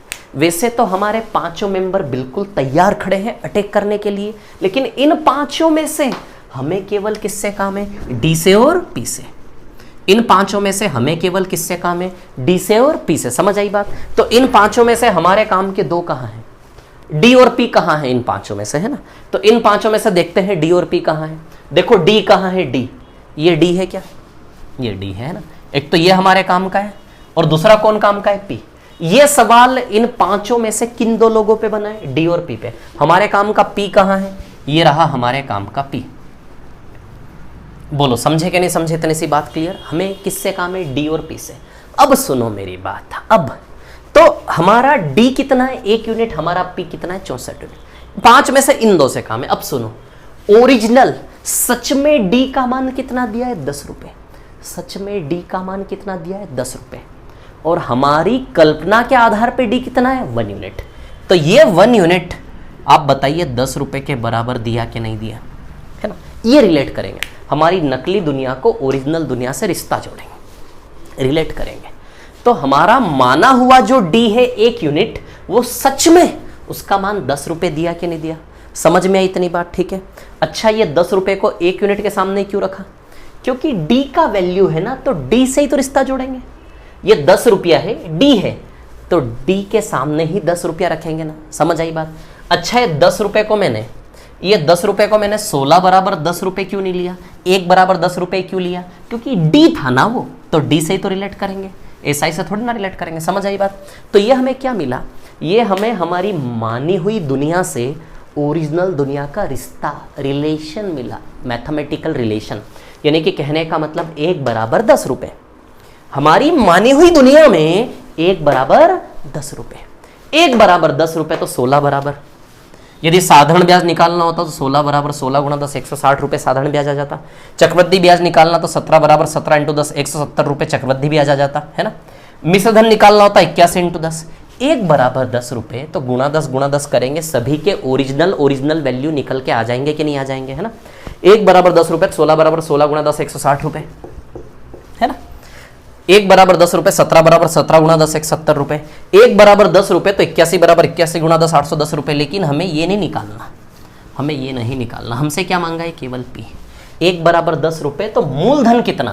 तो 64 बराबर 64 गुणा 10। बताओ 640 रुपए आएगा कि नहीं आएगा आंसर हमारा? समझे कि नहीं समझे? तो सबसे पहली चीज मैंने आपको क्या बताई, जैसे ही रेट और टाइम आए, पी को मानते हुए सारे 5 मेंबर आपको स्ट्रक्चर बना के बना देने हैं ना। पी बनाया, पी के बाद एसआई बनाया, डी बनाया, सीआई बनाया, ए बनाया। अब इसका फायदा क्या है? 5 मेंबर। रेट और टाइम देखते से ही हमने 5 मेंबर बनाना सीख लिए कि नहीं सीख लिए? मूलधन मान के सीख लिए। इन 5 में से किसी भी एक का मान दे दे, इन 5 में से किसी भी एक का रुपया बता दे, तो बाकी चारों का रुपया हम निकाल लेंगे कि नहीं निकाल लेंगे? बना लेंगे कि नहीं बना लेंगे? जैसे 1 यूनिट बराबर 10 रुपए, तो सीआई मांगे तो 17 गुणा 10 170 रुपए। एसआई मांगे मतलब 1 बराबर 10 तो 16 बराबर 16 गुणा 10 एसआई आ जाएगा। सीआई बराबर 17 इंटू 10 सीआई आ जाएगा। अमाउंट बराबर 81 इंटू 10 अमाउंट आ जाएगा। मूलधन बराबर 64 इंटू 640 आ जाएगा। लेकिन उसने डी दिया और केवल क्या मांगा? पी। तो बाकी चारों निकालने की आवश्यकता नहीं है, लेकिन किसी एक का मान भी दे दे तो इतना मैंने आपको समझाया कि बाकी चारों का मान आप निकाल सकते कि निकाल सकते हैं यहाँ से। लेकिन ये हमें करना नहीं है, इतना बड़ा हमें बनाना नहीं है। ये सवाल समझ में आया? डी का वैल्यू 1 बराबर 10 रुपए, तो पी बराबर 64 बराबर 64 इंटू 10 640 रुपया। बोलिए आंसर आएगा कि नहीं आएगा? बोलो, समझे कि नहीं समझे? इतनी सी बात आप लोगों को क्लियर है ना? ठीक है। तो अब देखिए इस क्वेश्चन को करेंगे कैसे, मैं आपको बताता हूँ। ऊपर तक आपको विजिबल है? पूरा एक बार देख लेता हूँ मैं, है ना? ठीक है। हाँ, अब देखिए यहाँ पर क्या है कहानी, सुनिए, है ना? ऊपर तक थोड़ा सा अब देखिए। यहाँ पर कहानी ऐसी है कि जैसे इस क्वेश्चन के शॉर्ट मेथड की मैं बात करूँ, है ना? ये स्ट्रक्चर समझ में आ गया आप लोगों? शॉर्ट मेथड की बात करूँ तो देखिए इस क्वेश्चन को करना कैसे इजी वे में। जैसे रेट दिया है आपको 12.5%। कितना रेट दिया है आपको? 12.5%। 12.5% कितना होता है? 1/8। ये आपको समझ में आ गया ना पूरा स्ट्रक्चर? बेसिक प्लेटफॉर्म मैंने आपका बना दिया। अब मैं डायरेक्ट मेथड कैसे लगाऊंगा, है ना? तो अब ध्यान देना, 12.5% कितना होता है? 1/8। क्लियर? 1/8 ऐसे करना। इसके बाद अच्छा हमें किससे काम है? डी और पी से। किससे काम है? डी और पी, है ना? तो डी और पी डायरेक्ट बनाने का तरीका है ना? डी और पी डायरेक्ट बनाने का तरीका है। अब देखिए यहाँ पर डी और पी डायरेक्ट आप कैसे बनाएंगे, सुनिए, है ना? अब सुनना, जैसे हमने डी और पी कितना संघर्ष करके हमने डी पाया और पी पाया। डी कितना मिला हमें? 1 यूनिट, और पी कितना मिला? 64 यूनिट। तो डी और पी निकालने के लिए इतना स्ट्रगल करने की जरूरत नहीं, डायरेक्ट बनाएंगे। डी और पी कैसे बनाएंगे? जैसे ही रेट को फ्रैक्शन में कन्वर्ट किया, ऊपर वाले के स्क्वायर से हमेशा डी बनेगा और नीचे वाले के स्क्वायर से हमेशा पी बनेगा। बस खत्म हो गया सवाल। ध्यान देना, आराम से, शांति से, है ना? कितने साल पे काम कर रहे हैं हम? अभी 2 साल पे। कैसे बनेगा? डी। डी यानी कि क्या होता है? सीआईएसआई का डिफरेंस। आराम से, शांति से सब समझ में आएगा, कोई दिक्कत नहीं आएगी। लास्ट में क्लास के एंड में फिर से मैं शॉर्ट में समराइज करूंगा पूरी पिक्चर को, है ना? दो दो तीन तीन बार बताऊंगा, रटा दूंगा आप लोगों को, चिंता ना करें, है ना। तो देखिए डी और पी कैसे बनेगा, ऊपर वाले के स्क्वायर से हमेशा डी बनेगा और नीचे वाले के स्क्वायर से हमेशा क्या बनेगा, पी। मूलधन तो अरे यार आप भी जानते हो, मूलधन तो नीचे वाले के स्क्वायर से बनता था कि नहीं बनता था डायरेक्ट, तो मूलधन तो नीचे वाले के स्क्वायर से भी बनता था। नया क्या सीखा कि डी का वैल्यू कैसे बनेगा, ऊपर वाले के स्क्वायर से हमेशा क्या बनेगा, डी। तो बताइए 1 का स्क्वायर 1 ही आएगा कि, इसको मिटा देता हूं, है ना। 1 का स्क्वायर 1 यूनिट और 8 का स्क्वायर कितना आएगा, 64 यूनिट। बोलो समझे कि नहीं समझे इतनी बार। ऊपर वाले के स्क्वायर से डी बनेगा, नीचे वाले के स्क्वायर से पी बनेगा ना। 1 का स्क्वायर 1 यूनिट, 8 का स्क्वायर 64 यूनिट। बोलो क्लियर है, इतनी सी बात है ना। अब तो ये जो 64 यूनिट 1 यूनिट हमने पाया, देखो ये कितना इजीली आ जाएगा। बोलो आएगा कि नहीं आएगा। अब हमें डी का मान 10 रुपए, तो हमारा जो डी है 1 यूनिट, इसका सच में वैल्यू 10 रुपए दिया कि नहीं दिया। 1 बराबर 10 रुपए, तो 64 बराबर 64 इंटू 10। बताओ ये 640 रुपए आएगा कि नहीं आएगा। 1 बराबर 10 रुपए, तो 64 बराबर 64 इंटू 10। बताइए 640 रुपए आएगा कि नहीं आएगा। बोलो समझे कि नहीं समझे, इतनी सी बात आप लोग क्लियर है। तो अब एक चीज अपने माइंड में सेट कर लो आप लोग, मैंने जितना भी बताया अभी तक इस बोर्ड पे सब भूल जाओ, आपको कुछ ध्यान नहीं रखना। बस इतना ध्यान रखो कि 2 साल में 3 साल में क्यूब लगेंगे, 3 साल पे आऊंगा, 3 साल पे दिमाग नहीं लड़ाना अभी है ना, 3 इयर्स पे, 4 इयर्स 5 इयर्स सब बता दूंगा मैं आपको, बहुत इजी है, ओरली क्वेश्चन सॉल्व करेंगे, है ना। तो बस इतना आप दिमाग में सेट करो सब भूलकर कि जैसे ही दर को आप फ्रैक्शन में भिन्न में बदलेंगे, ऊपर वाले का स्क्वायर नीचे वाले का स्क्वायर, ऊपर वाले का स्क्वायर नीचे वाले का स्क्वायर, ऊपर वाले के वर्ग से हमेशा डी बनाना है, नीचे वाले के वर्ग से हमेशा पी बनाना है। क्यों होता है ऐसा, उसका बेसिक मैं आपको बता दूंगा, क्लियर है ना। बस इतना ध्यान रखना, आपको कुछ नहीं करना है, क्लियर।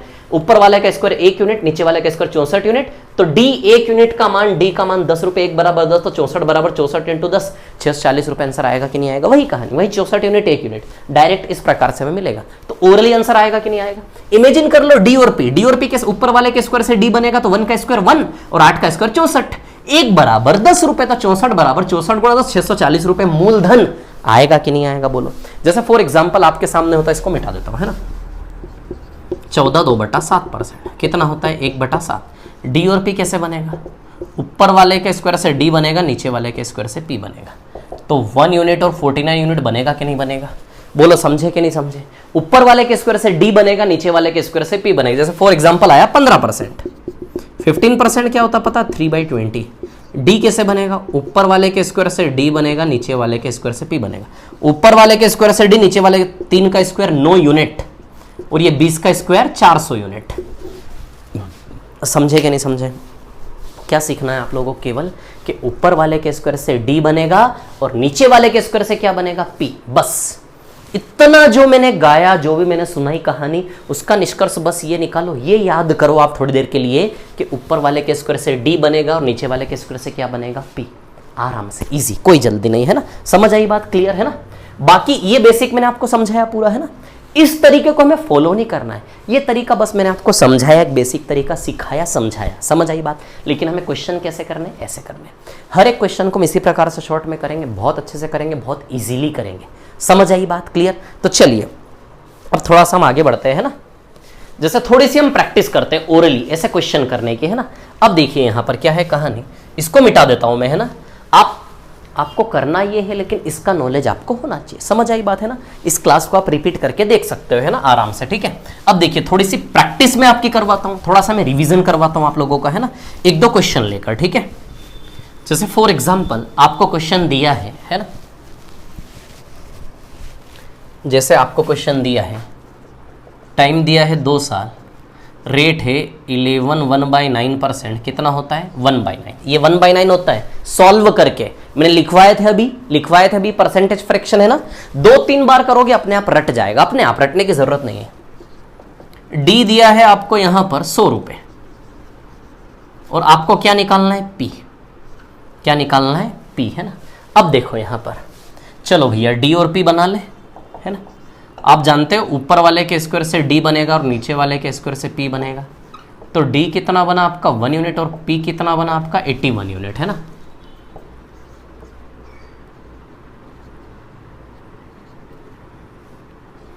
डी 1 यूनिट और नीचे वाला क्या बनेगा 81।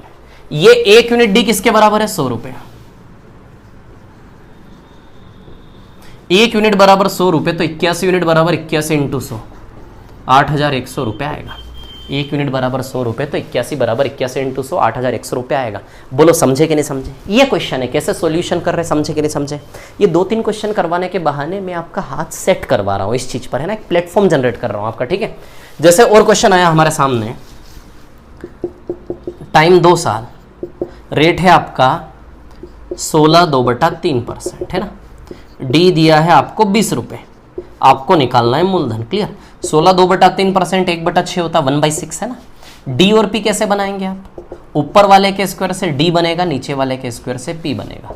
1 का स्क्वायर कितना आएगा? 1 यूनिट, और 6 का स्क्वायर कितना आएगा? 36 यूनिट। 6 का स्क्वायर आएगा 36 यूनिट। क्लियर? ये डी 1 यूनिट, ये डी 1 यूनिट का वैल्यू किसके बराबर दिया आपको? 20 रुपये। 1 यूनिट बराबर 20 रुपये, तो 36 यूनिट बराबर कितना आ जाएगा कि नहीं आ जाएगा? मूलधन बताओ। तो 36 इंटू 20 कितना आएगा? ये बताइए, 720 रुपये आएगा कि नहीं आएगा? तो प्रिंसिपल 36 इंटू 20 बताइए, 720। 1 बराबर 20, 1 बराबर 20, तो 36 इंटू 20 720 रुपये आएगा कि नहीं आएगा? एक और क्वेश्चन लेता हूं, है ना। देखिए एक और क्वेश्चन लेता हूं, ठीक है। जैसे टाइम 2 ईयर से रेट है हमारा 15%। मैंने बोला ना रटा दूंगा मैं आपको, बस थोड़ा सा पेशेंस रखो आप। 15% 3/20 होता है। कैसे होता है? परसेंटेज हटेगा, नीचे 100 लगेगा, 5 से काटोगे 3 बार, 5 से काटोगे 20 बार, आएगा 3/20 15%। तो 15% का फ्रैक्शन फॉर्म क्या होता है? परसेंट हटाओ, नीचे 100 लगाओ, काटो, कैंसिल करो, है ना। 3/20। क्लियर? कैलकुलेशन से किसी चीज से नहीं डरना, सब चीज साथ में लेते हुए चलूंगा मैं, है ना। डी का वैल्यू दिया है यहाँ पे आपको 90 रुपये। आपको क्या निकालना है? मूलधन। क्लियर है ना, ये सवाल है। चलो डी और पी बना ले। कैसे बनेगा डी और पी? ऊपर वाले के स्क्वायर से डी बनेगा और नीचे वाले के स्क्वायर से क्या बनेगा? पी। तो बताइए 3 का स्क्वायर 9 यूनिट आएगा कि नहीं आएगा? कितना आएगा? 9 यूनिट। और 20 का स्क्वायर कितना आएगा? बताओ, 400 यूनिट आएगा कि नहीं आएगा? 3 का स्क्वायर 9 यूनिट है, 20 का स्क्वायर 400 यूनिट आएगा कि नहीं आएगा? बोलो, क्लियर है इतनी सी बात आप लोगों को, है ना। अब ये 9 यूनिट डी सच में कितने रुपए के बराबर दिया? 90 रुपए। 9 यूनिट बराबर 90 रुपए, है ना। यदि 9 यूनिट बराबर 90 रुपए, तो 400 यूनिट बराबर कितना आएगा? आंसर यहां पे हमारा, है ना। अब देखो जरा, अभी तक क्या था? 1 बराबर, अभी डी ऊपर 1 था, तो 1 का स्क्वायर डी का वैल्यू हमेशा अभी तक सारे सवालों में 1 ही यूनिट आ रहा था, क्योंकि 1 का स्क्वायर 1 ही यूनिट है। लेकिन अब 3 का स्क्वायर 9 यूनिट हुआ कि नहीं हुआ? समझ आई बात? 1 बराबर इतना, तो 36 बराबर 1 बराबर 20, तो 36 बराबर 36 इंटू 20। जब 1 होता है तो कैलकुलेशन थोड़ा सा इजी दिखता है हमें। 1 बराबर 20, तो 36 बराबर 36 इंटू 20। 1 बराबर 10, तो 36 बराबर 36 इंटू 10। 1 बराबर 1 बराबर 1 बराबर। अब यहाँ 1 बराबर नहीं है, यहाँ पे 9 बराबर है। तो 9 बराबर 90 रुपए। आराम से शांति रखना, है ना। इसको मिटा देता हूं मैं, है ना। आराम से रोक रोक के आप नोट्स बनाइए, है ना। बहुत सिस्टमेटिक, बहुत सारे क्वेश्चंस करवाऊंगा मैं क्लास में, जितने करते हैं उससे ज्यादा यहां करवाऊंगा मैं क्वेश्चंस आप लोगों को, है ना। प्रैक्टिस भी करवाऊंगा सब यहीं पर, बार बार बार बार। 9 यूनिट बराबर 90 रुपए, तो 400 यूनिट बराबर कितना? बताइए, आंसर आएगा कि नहीं आएगा, है ना। देखो ये जो क्वेश्चन आप पढ़ रहे हो ना, ये यदि समझ में आ गया तो बड़ा इजी लग रहा होगा, है ना। सवाल का महत्व तब पता चलता है जब वो सवाल एग्जाम में आता है और हम कर देते हैं, तो सवाल की वैल्यू बढ़ती है कि वाह यार ये क्वेश्चन हमने किया था, है ना। तो क्वेश्चन की वैल्यू थोड़ी क्रिएट करें आप, वैल्यू समझे ना। यही सवाल जब एग्जाम में आएगा तो इसका इंपॉर्टेंस आपको पता चलेगा। अभी हल्के में ले रहे हैं हम, है ना। तो थोड़ा सा सिंसियरली सीरियसली चीजों को ले। 9 यूनिट बराबर 90 रुपए, 400 बराबर कितना? अच्छा बताओ, इसमें क्या गुणा किया कि 90 बना? इसका 10 गुना है कि नहीं? 9 का 10 गुना है कि नहीं? 9 में क्या गुणा किया कि 90 रुपये बना? 9 में क्या गुणा किया कि 90 रुपया बना? बताइए, 10 का गुणा किया होगा क्या? 9 में क्या गुणा किया कि 90 रुपये बना? 9 में 10 का गुणा किया होगा कि नहीं किया होगा? कहने का मतलब हमारी नकली दुनिया से असली दुनिया का रिलेशन 10 गुना का है कि नहीं? यहां से यहां का रिश्ता, यहां से यहां का रिश्ता 10 गुना का है कि नहीं? तो 400 गुणा 10, बताओ 4000 रुपये मूलधन आएगा कि नहीं आएगा? डरना नहीं इससे, पकड़ो ऐसा क्या गुणा किया होगा 9 में के 90 आ गया इंटू 10, तो 400 गुणा 10, बताइए 4000 रुपये आंसर आएगा कि नहीं आएगा? बोलो समझे कि नहीं समझे? इतनी सी बात सभी लोग क्लियर है ना। इन केस आपके दिमाग में न जाए ये चीज, है ना, कि भैया नहीं आ रही है, क्या गुणा हो रहा मेरा दिमाग, यदि आपका दिमाग इतना न चले कि क्या गुणा हो रहा है, तो इतना सा काम करो, 9 बराबर 90 तो 9 बराबर 90, 9 बराबर 9 यूनिट है ना, 9 यूनिट बराबर क्या दिया आपको 90 रुपए। तो यहां से क्या करो आप 1 यूनिट का मान निकाल लो, 1 यूनिट 90/9, बताइए 10 रुपये आएगा कि नहीं आएगा? अब बताओ जरा, 9 यूनिट बराबर 90 रुपए, तो हमेशा 1 का मान निकाल लो, है ना। यदि डायरेक्ट न पकड़ में आए कि क्या गुणा हुआ तो साइड में लो 9 बराबर 90 को, हमेशा यहां से 1 का मान निकाल लो, तो 9 90 के 1 का मान 10 रुपये आए कि नहीं आए? 1 बराबर 10 रुपये तो 400 बराबर 400 गुणा 10, है ना। 1 बराबर 10 रुपये तो सीधी सी बात है 400 यूनिट बराबर, है ना, 1 यूनिट बराबर 10 रुपये तो 400 यूनिट बराबर 400 × 10। आप ही देखो 4000 रुपये आएगा कि नहीं आएगा आंसर, है ना। छोटी छोटी चीज़ों को भी मैं पकड़ पकड़ के टाइम ले रहा हूँ ताकि कोई भी छूटे ना, है ना, छोटी छोटी चीज़ आपको परेशान ना करे। 9 बराबर 90 तो 400 बराबर 1 का मान 10 रुपये तो 400 बराबर 400 × 10, बताओ 4000 रुपये आएगा कि नहीं आएगा? या फिर 9 बराबर 90 तो × 10 का रिलेशन है ना, × 10, क्लियर। तो 400 × 10 बताइए 4000 रुपये आंसर आएगा कि नहीं आएगा? बोलो समझे कि नहीं समझे? इतनी सी बात क्लियर है आप लोगों को, है ना। तो प्रिंसिपल कितना आएगा इसका? 4000 रुपये। कोई प्रॉब्लम है इसमें किसी को? बोलिए क्लियर है, इतनी सी बात है ना। प्रिंसिपल कितना आएगा? 4000 रुपये, है ना। अब देखो बात क्या है पता है, बात ऐसी है कि ये तो मैं स्ट्रक्चर बना रहा हूं आपके सामने सवाल का, ये जब एग्जाम में क्वेश्चन आएगा तो क्वेश्चन ऐसा थोड़ा ना दिखेगा, क्वेश्चन तो लैंग्वेज में लिखा होगा ना, लैंग्वेज होगी ना, 2-3 लाइन शब्द होंगे, शब्दों के आधार पे सवाल बनेगा, ऐसा चित्र थोड़े ना बनेगा सवाल का, समझ आई बात। तो अब देखिए आपके एप्लीकेशन में मैंने आपको शीट सेंड की है ना, जो मेरा ऐप है ना, उस ऐप में आप अपने बैच पे क्लिक करेंगे, अपने बैच पे क्लिक करेंगे, एक्सप्लोर, आपके बैच पे जो एक्सप्लोर का साइन आ रहा है ना, बाय करने के बाद जो एक्सप्लोर का साइन आ गया है, जो मैंने अनलॉक किया है, एक्सप्लोर का साइन आया है ना, तो वो जो एक्सप्लोर के साइन पे आप क्लिक करेंगे ना वहां पे, क्लियर, तो अंदर ओपन करेंगे तो नीचे आपको स्टडी मटेरियल दिखेगा आराम से, है ना। क्या दिखेगा आपको वहां पे? Study material. अभी मैं होमवर्क भी दूंगा आपको आज की क्लास के बेसिस पर, है ना, थोड़ा पेशेंस रखें। आपको दिखेगा वहां पर स्टडी मटेरियल, स्टडी मटेरियल में आपको सीआई की शीट दिखेगी, सीआई की पीडीएफ दिखेगी, है ना। उस सीआई की शीट को आपको डाउनलोड करना है ना। अभी तो मैंने एक्सप्लेन किया, अब इस एक्सप्लेनेशन के बेसिस पर मैं शीट के क्वेश्चन आपको करवाने वाला हूं। स्टडी मटेरियल में जाना है, स्टडी मटेरियल में आपको सीआई की शीट दिखेगी, सीआई की शीट को डाउनलोड करना है। डाउनलोड करने के बाद अब उस शीट के सवाल में आपको यहां पर करवा रहा हूं, है ना।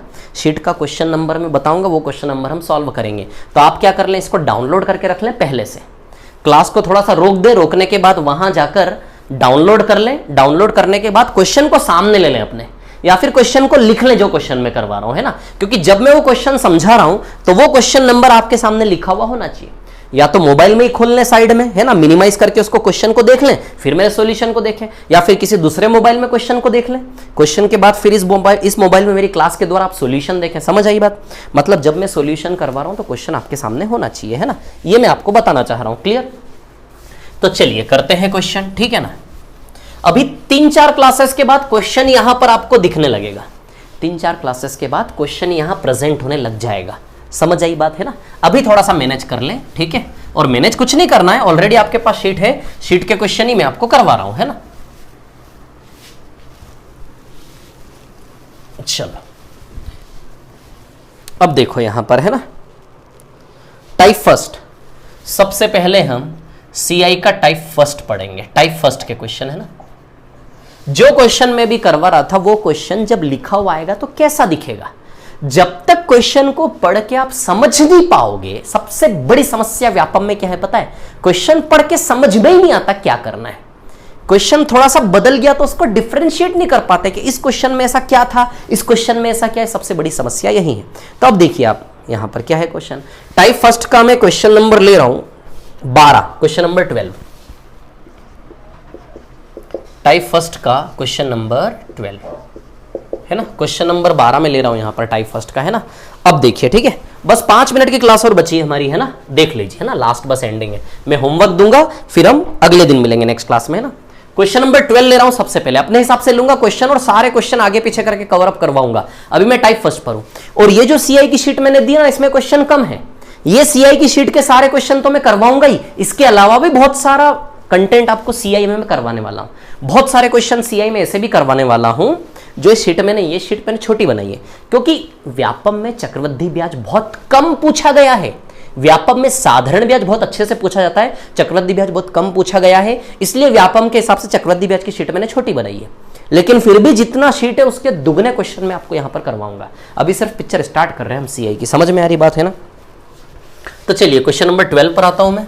क्या है सवाल नंबर 12। सबसे पहले मैंने पहले बता चुका हूं आपको, पी, एस आई, डी, सी आई और ए, है ना। सवाल कैसे बनेगा सुन लेना फिर से, वही चीज बार बार रिपीट कर रहा हूं मैं फिर से। सवाल कैसे बनेगा, सवाल इन 5 में से किन्हीं 2 को चुन के बनेगा, किन्हीं 2 को चुन के बनेगा। जैसे अभी हम गेम खेल रहे हैं पी और डी का। क्या गेम खेल रहे हैं अभी हम? पी और डी का। सवाल इन 5 में से किन्हीं 2 को चुन के बनेगा, है ना। हो सकता है सीआई दिया हो, एसआई निकालना है, ए दिया हो, डी निकालना है। किन्हीं भी 2 को चुनेगा, 2 में से किसी एक का मान देगा, बाकी कोई एक आपसे निकालने को बोलेगा। समझ आई बात। तो सबसे पहले सवाल को पढ़ के ये देखो कि इन 5 में से कौन से एक का मान हमें दिया है रुपए में। इन सवाल को पढ़ के पहले क्या ढूंढोगे कि इन 5 में से किस एक का मान हमें रुपए में दिया है और किस दूसरे का मान हमें रुपए में निकालने को बोला है। तो इन 5 में से उन 2 लोगों को सवाल पढ़ के ढूंढो। क्वेश्चन नंबर 12 में पढ़ रहा हूं, क्वेश्चन नंबर 12, है ना। आराम से क्लास को रोक के आप शीट डाउनलोड कर लें स्टडी मटेरियल में जाके, और फिर क्वेश्चन नंबर 12 को देखिए, है ना। लगभग 3, 4, 5, 6 क्लासेस के बाद क्वेश्चन यहां पर दिखने लग जाएगा आपको, है ना, क्योंकि लिखने में को टाइम लगेगा इसलिए, है ना। अब देखिए यहां पर क्वेश्चन नंबर 12 में पढ़ रहा हूं। किसी राशि का 2 वर्ष का, इंग्लिश में भी रीड करूंगा, है ना। किसी राशि का 2 वर्ष, टाइम कितना है? 2 वर्ष। किसी राशि का 2 वर्ष, टाइम और रेट सबसे पहले चाहिए हमें। टाइम 2 वर्ष, है ना। किसी राशि का 2 वर्ष, टाइम और रेट तो चाहिए ही चाहिए। टाइम 2 वर्ष, किसी राशि का 2 वर्ष का 20%, 20% जो प्रतिशत में होगा वो दर ही होगा। किसी राशि का 2 वर्ष का 20% वार्षिक दर से चक्रवृद्धि ब्याज तथा साधारण ब्याज का अंतर 48 रुपए है। चक्रवृद्धि ब्याज तथा साधारण ब्याज का अंतर रुपए। सवाल में रुपए में क्या दिया है वो देखो। सवाल में मेरे को 48 रुपए तो दिख रहा है, चलो छोड़ो, मेरे को कुछ समझ में नहीं आया, चाहे कुछ समझ में नहीं आया इंसान को, चाहे कुछ भी नहीं पढ़ा लिखा हो, वो अनपढ़ व्यक्ति हो चाहे, लेकिन रुपया तो उसको दिख ही जाता है। इतना तो सबने सीखा है बचपन से। इस सवाल में आपको रुपया, सवाल के अंदर सबसे पहले ये देखो पैसा का, रुपया का है। 48 रुपया अलग ही चमक रहा है, वो 48 रुपया लिख दो। अब पढ़ो, सवाल को पढ़ो कि 48 रुपया कौन है, कौन है वो 48 रुपये। चक्रवृद्धि ब्याज तथा साधारण ब्याज का अंतर 48 रुपये दिया है। चक्रवृद्धि ब्याज तथा साधारण ब्याज का अंतर 48 रुपये, यानी कि किसका मान है 48 रुपये? डी का। सवाल में पैसा तो दिया होगा, कौन है वो पैसा पढ़ो। 48 रुपया, क्या है 48 रुपया? ये क्वेश्चन नंबर 12 है ना, ध्यान रखना, टाइप फर्स्ट का सीआई शीट का क्वेश्चन नंबर 12 है ना। इसकी आंसर शीट सीआई शीट के एंड में दी है ना। तो डिफरेंस कितना है? 48 रुपये। क्लियर। अच्छा, क्या निकालना है? मूलधन ज्ञात करें, प्रिंसिपल निकालना है। क्या निकालना है? प्रिंसिपल। बताओ सवाल समझ में आया कि नहीं आया? सवाल को पढ़ के स्ट्रक्चर बन रहा कि नहीं बन रहा? क्या देखना है सवाल में? टाइम देखना, रेट देखना है। क्या लिखा है? किसी राशि का 2 वर्ष का 20% वार्षिक दर से चक्रवृद्धि ब्याज साधारण ब्याज का अंतर, यानी कि डिफरेंस। डी मतलब बताओ सीआई माइनस एसआई होता कि नहीं होता? चक्रवृद्धि ब्याज साधारण ब्याज का अंतर 48 रुपए। क्या निकालना है आपको? प्रिंसिपल निकालना है, पी निकालना है। तो बताओ वही सवाल है कि नहीं जो सवाल में अभी करवाया आपको 3-4? डी और पी के सवाल है कि नहीं बताओ मेरे को जरा, है ना। बहुत सारी मेथड है, सारी मेथड आपके सामने रखने वाला हूं मैं। अच्छा, 20% 1/5 होता है क्या? कैसे होता है 20% 1/5? परसेंट हटेगा, नीचे 100 लगेगा, 0 0 कैंसिल, 2 से 1 बार, 2 से 5 बार। बताओ 20% 1/5 आएगा कि नहीं आएगा? बटा 100 करके कैंसिल कर लो, है ना। इंग्लिश में भी रीड कर देता हूं इस क्वेश्चन को। The difference between CI and SI for a principal at the rate of 20%, at the rate of 20%, at the rate of 20%, है ना। And for 2 years, for 2 years, 2 वर्ष, at the rate of 20% for 2 years is ₹48. The difference between CI and SI is ₹48. Difference between CI and SI is ₹48. Find the principal. क्या निकालना है? What is principal? P का value निकालना है। English से भी समझ सकते हैं आप, जिसका इंग्लिश मीडियम है ना, कोई दिक्कत नहीं, ठीक है। पहली क्लास में टाइम ले रहा हूँ, एक ही क्वेश्चन में टाइम ले रहा हूँ, कई लोग बोर हो रहे होंगे, मेरे को पता है, ठीक है, लेकिन टाइम लेना थोड़ा सा जरूरी है। 20% क्या होता है? 1/5। अब देखिए वही कहानी डी और पी की। ऊपर वाले के स्क्वायर से d बनता है 1 का स्क्वायर 1 यूनिट, और नीचे वाले के स्क्वायर से p बनता है 5 का स्क्वायर 25 यूनिट। ये 1 यूनिट d किसके बराबर दिया आपको? 48 रुपए के बराबर। 1 बराबर 48 तो 25 बराबर 25 गुणा 48, एक ही है ना, 1 बराबर 48 तो 25 बराबर 25 गुणा 48 है ना, तो 25 गुणा 48 कितना आएगा आपका? शायद 1200 रुपए आएगा। ये गुणा कर लेना, 25 में 48 का मल्टीप्लाई कर लेना ना, 25 में 100 का मल्टीप्लाई करके 48 में 100 का मल्टीप्लाई करके 1/4 कर लो तो भी आ जाएगा, है ना। तो बताइए ये 25 गुणा 48 करना है आपको, गुणा करना पड़ेगा, कोई जादू नहीं है, मेरी प्रैक्टिस है, मेरा डायरेक्ट आ जाएगा 48 × 100 करके 1/4। मत दिमाग लड़ाओ, आराम से 25 गुणा 48 करो, 1200 रुपए आंसर आएगा कि नहीं आएगा? बोलो समझे कि नहीं समझे? ये मैंने आपको समझाना चाहा कि क्वेश्चन की लैंग्वेज से आंसर कैसे निकालेंगे, क्वेश्चन की लैंग्वेज को पढ़ के सवाल को समझना कैसे। तो आज की क्लास में सिर्फ एक ही प्रकार के सवाल आपको करना है, कुछ नहीं करना है, कोई दिमाग नहीं लड़ाना। आज की क्लास में आपको 3 साल में क्या होगा क्या नहीं होगा सब मैं बताऊंगा। आज की क्लास में सिर्फ एक ही चीज हमने सीखी कि ये वाले सवाल को करना सीखा। इन 5 लोगों में से केवल डी और पी के साथ डील करना सीखी हमने ये सवाल। तो अब टाइप फर्स्ट में शीट में कितने सवाल ऐसे हैं जो आपको होमवर्क है इसी प्रकार के मैं दे रहा हूं ना, इसी प्रकार के सवाल आपको होमवर्क में दूंगा, ताकि जो प्रकार आपने पढ़ा इस क्लास में, इस क्लास को बार बार रिपीट करके देख देख के सारा होमवर्क आपको आज के दिन ही खत्म करना है। क्वेश्चन नंबर कौन कौन से ऐसे हैं मैं आपको दे रहा हूं, यहां पर देखिए। टाइप फर्स्ट में क्वेश्चन नंबर 13 आपको करके लाना है, आंसर शीट है, आंसर शीट से मिला मिला के, है ना, सारे सॉल्व करके लाना है आपको। क्वेश्चन नंबर 13 के बाद 14 के बाद 15, है ना, 15 के बाद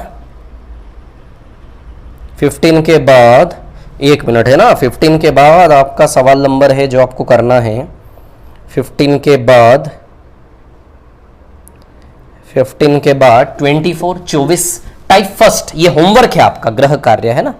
24 के बाद 26 के बाद 27 के बाद 28 के बाद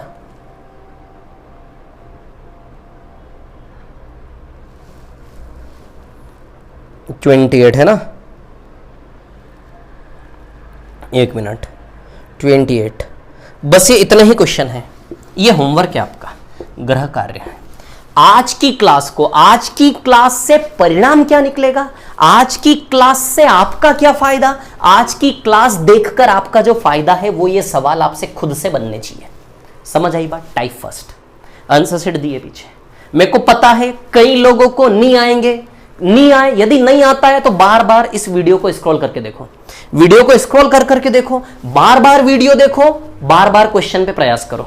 वीडियो देखा, क्लास देखी और फिर क्वेश्चन करा, अरे यार ये क्योंकि सेम क्वेश्चन है, इसी के जैसे क्वेश्चन है सारे के सारे, क्यों नहीं बनेंगे, सिर्फ न्यूमेरिकल डाटा अलग है, सारे के सारे क्वेश्चन सेम है। समझ आई बात? तो आज की क्लास के बेसिस पर आपको ये सवाल करके लाना है आज ही।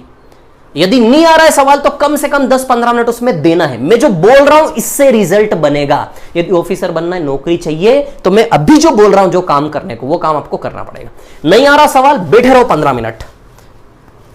मान लो इनकेस क्लास को देखोगे ना, इसको बार बार रिपीट करके समझ में आएगा। इनकेस फिर भी नहीं समझ में आता, अपने दोस्त से फोन लगा लो कि यार ये क्वेश्चन बताना थोड़ा सा, ये क्या हो, मेरे को समझ में नहीं। ये डेडिकेशन होना चाहिए आपका, ये डेडिकेशन, ये जुनून जब आप दिखाओगे ना कि नहीं आज की हालत में इन सवालों को करना ही है, ये डेडिकेशन, ये आग जब तक अंदर नहीं आएगी ना, तब तक आपका हाथ नहीं जमेगा गणित में।